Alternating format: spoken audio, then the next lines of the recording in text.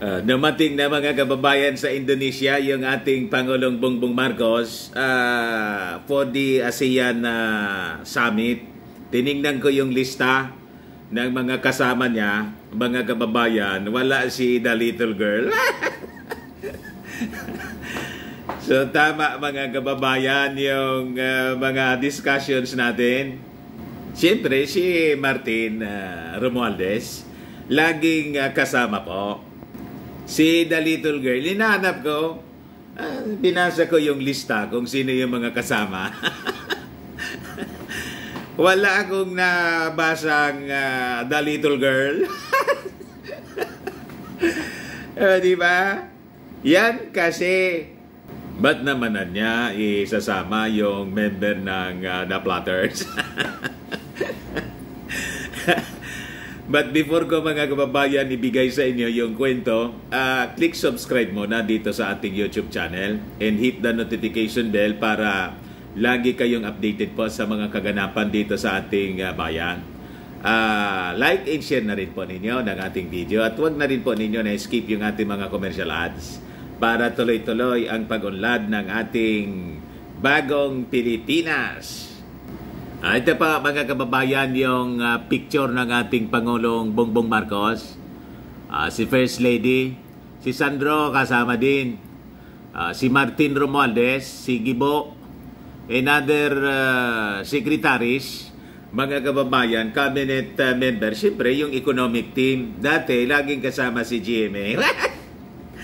Ngayon wala po dito sa picture. Ayan pa mga kababayan, yung release ng Presidential Communications Office. Basahin natin yung kwento. Pati pala si Sandro kasama. Siyempre naman na Mr. Maravillas. Tinitraining na si Sandro. Tulad ni President Bongbong Marcos nung kabataan niya. Laging kasama po sa mga foreign travel ng kanyang tatay. Pati ni Mrs. Marcos, Imelda Marcos. Sinasama po, tinitraining siyempre. Di ba? Sabi rito sa balita ng Manila Standard, President Ferdinand Marcos arrived here on Monday kahapon, kagabi, as he readies to meet other world leaders before the opening of the 43rd ASEAN Summit today. Ngayon po yung simula. Kasama sa i-discuss dito yung problema natin sa West Philippine Sea. Kasi concern din yon mga kababayan ng ASEAN countries with the expansion na padagos na patuloy na ginagawa mga kababayan ng China. Yung mapa po, sinakop na yung inubos na, kanila na lahat. Mr. Marcos stressed he would discuss security, economy, agriculture, and migrant welfare issues, as well as pursue a statement on the country's ongoing incursions with China in the regional meeting of the Association of Southeast Asian Nations. So ito yung tama, mga kababayan, na mga steps. Yung mga steps natin ay for our defense. The President was joined by First Lady Lisa Araneta Marcos, yung anak niya na si Ilocos Norte 1st District Congressman Sandro Marcos, yung kanyang pinsan, siyempre, na si Speaker and Leyte 1st District Congressman Martin Romualdez, and the government's economic managers and cabinet secretaries on board PR-001, which landed in Indonesia at 6 p.m. Or 7 p.m. sa Manila. Ayan po yung mga kasama niya. May narinig kayong dating Pangulong GMA. Wala na. Dati laging kasama yan, mga kababayan, sa mga previous foreign trips. Kasi nga, dating Pangulo at saka economist po. Mataas yung respeto ng ating Pangulong Bongbong Marcos kay GMA until nangyari yung tambaloslos issue. Di ba, mga kababayan? So, tama yung ating mga basa. Talagang may nangyari po. pinagtakpan na lang siyempre ng ating Pangulong Bongbong. Ganon ang isang mabuting leader. Pero hindi nangangahulugan na magtitiwala pa sa kanila. Alam naman ng Pangulo kung sino yung mga totoo niyang kasama at yung mga naglalaro lang. Kasi siyempre, very popular yung ating Pangulo. Yung mga dumidikit lang po, nakikipagsayaw lang mga kababayan. Pero laging may hawak na punyal. Alam na, with the experience ng Marcos family noong panahon ng kanyang tatay, di ba? Kaya nga po si Amy Marcos, kinakaibigan lang niya yung mga Sabi nga, mga kababayan, keep your friends, close, but your enemies, even closer. Ayun ang... yun ang ina-apply ni Amy Marcos, mga kababayan. So sabi ng ating Pangulo sa kanyang departure speech, once again, I will use this opportunity to advance Philippine priorities in ASEAN, in work with our ASEAN member states, not only in addressing the complex challenges facing the region, but also in pursuing opportunities for ASEAN as an epicenter of growth. Sabi ng ating Pangulo, my participation will highlight our advocacies in promoting a rules-based international order, including the South China Sea, na pinabayaan ng previous administrations kasi na-infiltrate po mga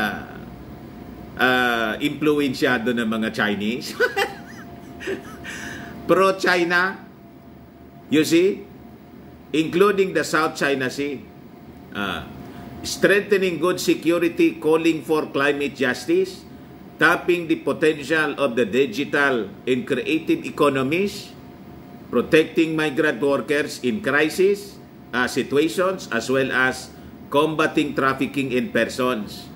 Dagdag ng ating Pangulong Bongbong.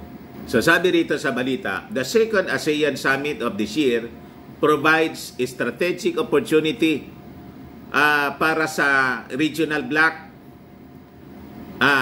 to deepen its partnerships with nations tulad po ng Australia, yung Canada, India, China, Japan, Korea, bakit niya Mr. Maravillas, kasama yung China.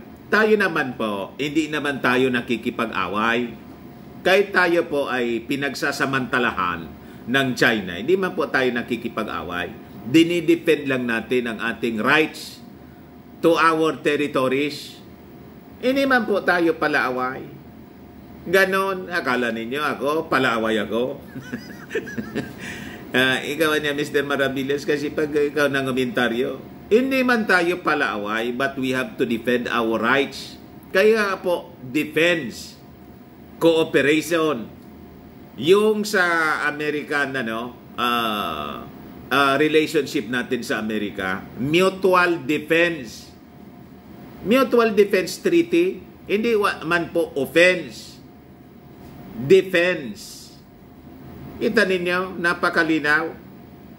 Yung China, nagmamalabis, we have to defend. Ganon talaga yon. And the United Nations, sabi po ng ating Pangulo, noting they will foster cooperation with these countries in trade and in investment, climate action, food security, clean energy, and maritime cooperation. Kaya kala ninyo, inaaway ko yung mga Chinese. Hindi natin inaaway. Hindi po tayo nanggagatong. Tayo gusto natin yung tama lang. Mabuhay kayo na mga Chinese, kasi hindi man natin maiwasan ang mga Chinese neighbor natin. Pero kalma lang kayo. Ang inyo, ang amin. Huwag din yung pangingialaman yung hindi na inyo pa. Di ba? Dapat sabi nga natin paulit-ulit, live and let live. Pero kung lalamunin ninyo kami rito, hindi kami papayag na lamunin ninyo. Di ba? So sabi rito sa balita, the President also said he would participate in the ASEAN Plus 3 and East Asia summits to discuss developments in the South China Sea, the situation in Myanmar, in the conflict in Ukraine, as well as on major power rivalries. So sabi niya, I will also take the opportunity to meet with bilateral partners o at the sidelines of the ASEAN Summit to advance cooperation that will benefit our national priorities. Ganon po ang agenda ng ating Pangulo.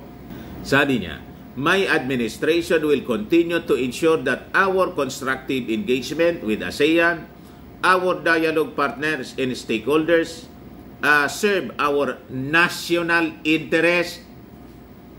National interest. Hindi yung Chinese interest. Or American interest, kundi national interest. Kung bagas tayo nakikipag barkada sa Amerika, it is for our national interest. Di ba? Ganun po, pinagwawatak-watak tayo ng mga propagandist po ng pro-China movements. Siguro may kita sila doon kasi. Huwag kayong nakikinig doon, mga kababayan, kasi talagang sa bagay sa mundo po, kahit anong panahon, nung ancient times, mga kababayan, biblical times, talagang nandyan yung mga traidor. Wala niyang bida kasi. Pag walang traidor, hindi maganda yung buhay. What? Di ba? Yun ang nagbibigay kulay. Yung, di ba, villains. Kung sa pelikula, so ganon, mga kababayan, good and evil kasi. So pili kayo kung saan kayo kakampi. So national interest po and the well-being of the Filipino people, sabi ng ating Pangulo. Marcos is expected to attend 13 leader-level engagement, 12 of which are summit sessions with other leaders, the Department of Foreign Affairs said. Meanwhile, sabi rito sa balita, as a sign of maritime cooperation, the Philippines and the United States are currently conducting a bilateral sail in the Philippine waters located west of Palawan. So may nangyayari ngayon na papatrolya, maritime sail, yung ating American friend at saka yung ating Philippine Navy and Coast Guard. The activity is done under the Mutual Defense Board, Security Engagement Board framework that aims to develop operational interoperability between the navies of the two countries. So yun po mga kababayan, using the Philippine Navy's guided missile frigate BRP Jose Rizal and the US Navy Arleigh Burke class guided missile destroyer USS Ralph Johnson, the Armed Forces Western Command's Naval Task Force 41 and the US 7th Fleet will carry out a division tactics rehearsal enhancing interoperability between the two navies. O ngayon, yung Armed Forces of the Philippines said it will continue to participate in bilateral and multilateral activities that will contribute to the development of its capacity to protect the country's national sovereignty and national territory. Yung yung 7th Fleet mga kababayan ng Amerika, ng US Navy, yung naka-base po ito naka-base po ito, hindi dati. Naka-base talaga po siya sa Japan, Yokosuka, Japan. It is part of the United States Pacific Fleet, mga kababayan. At present, it is the largest of the forward deployed US fleets with 50 to 70 ships, 150 aircraft, and 27,000 sailors and marines. Ayan po yung Pacific Fleet ng Amerika. Yun ang tawag dito, pinakang malaki na US Navy fleet. So, parte niyan, mga kababayan, nandito sa South China Sea. Ayan po. Yan, ganyan karami siya. Ang US Navy 7 Fleet, mga kababayan. Napakalaking barko siya. US carrier po. Aircraft, US aircraft carrier. Para may idea po kayo kung ano ang itsura niya. Ayan ang US 7 Fleet, mga kababayan. Pag lumipad yung mga aircraft carrier niya, ganyan ang aircraft carrier. Yung mga aircraft, mga fighter jets, mga warplanes niya, ganyan ang itsura niya, mga kababayan. Kahindik-hindik, pag halimbawa, mga kababayan, mag-attempt yung China na banggain po tayo, yun ang mangyayari. Magsisipagliparan yan. Kaya, relax lang kayo mga Chinese. Huwag masyadong mayabang. At syempre, huwag ganid. Di ba? Yan man lang po, mga kababayan. Baka lang gusto ninyo po itong itry. Firmax Firming and Lifting Cream, pinapahid po sa mga pulses and affected area. Mainam po sa paninigas ng mga kaso-kasuan. Ito naman po, Automax Radiant Serum. Sa mukha naman yung application. Anti-aging po siya. You will look 10 years younger than your age. Sa mga cancer patients naman po, baka lang gusto ninyo itong itry. Nengxia Red Mix Fruit Drink. Hindi man po siya gamot, food supplement siya. Kaya lang, gawa siya mga kababayan sa Goji Berry. Yung Goji Berry may anti-cancer properties. Ayos, yung mga inquiries ninyo, dumiritso na lang kayo sa aming messenger sa Facebook para masagot namin agad. Ako po si Dante Maravillas. Bye-bye. God bless.